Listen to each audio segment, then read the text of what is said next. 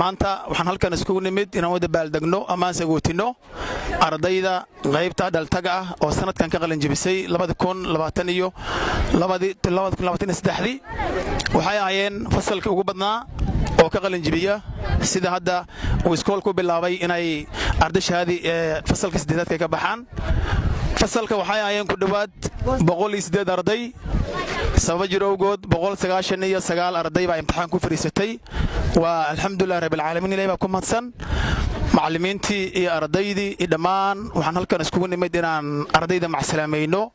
oo na bogaadino waayo safarka waxbarashada halkan kuma eka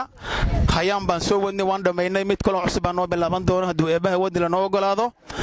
waxaan rajaynaynaa annagoo saan ka qurux badan ka caafimaad badan ka faraxsan inaan iskugu imaadi doono haddana dib iskugu soo laaban doona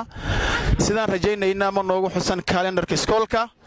ardayda 8aadka ee habeenleyda ah oo hadda ka soo qalin bedelatay dugsiga hoose dhexe ee Shiro Jaamac Axmed qaybta dadka waaweyn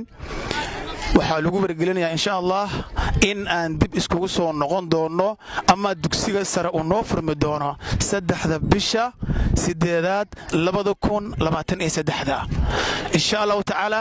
marka ardaydu waxaan u rajaynaynaa fasax caafimaad qaba hala soo nasta buugaagtana yaan la iloobin wali isma gaarin waa hadii koow marka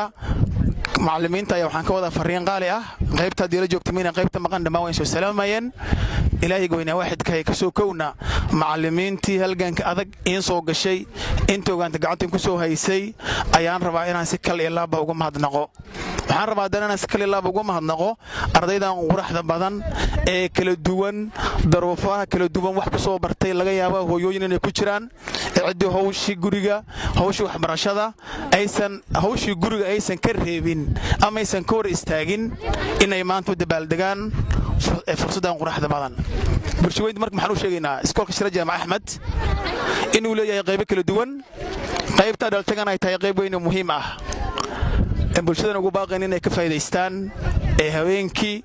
fursadaas qofka heli kara inuusan dayicin waxaan halkan uga mahad celinayaa dhammaan macallimiintii waqtiga dheer nagu soo bixisay halganka iyo magaranaysan dadaalka dheer nagu soo bixisay baan halkan kaga mahad celinayaa dhammaantood marka dhammaantiin waxa weeyaan oo mahadsantihiin hadda ardaytiin haddaad macallimiintiin si gaara iyo si guud waxaan ugu mahad celinayaa macallimiinteennii intaas waqtiga dheer iyo dadaalka dheer nagu soo bixisay sidoo kale waxaan u mahad celinayaa ardayda sida quruxda badan ee karaamada iyo sharafta ay ku dheehan tahay kaga soo qayb gashay xafladan iyo munaasabadan quruxda badan xagaan inaan uga mahad celiyo macallimiinteeda sharafta leh oo intaas nala soo dadaalaysay oo heerkan maanta aan taaganayno soo gaarsiiyay waxaan kaloo rabaa inaan ka hadlo iskuulka adultiga dad badan uu faa'iido u leeyahay faa'iidadu leeyahayna waxa dartan halkan lagu soo koobi kara ma ahan faa'iido badan buu leeyahay waxaan leeyahay dadka camal la'aanta ah oo meelaha iska fadhiya waxaan leeyahay habeenkii maalinkii hadday waqtiga ay ka faa'iideysan waayeen habeenkii ka faa'iideystaan iskoolka macallimiintanada way nala dadaaleen khayr Allah siiyo waxaan rabaa macallin kasto halkan taagan inaan u mahad celiyo ayagoo mahadsan baan rabaa inaan u mahad celiyo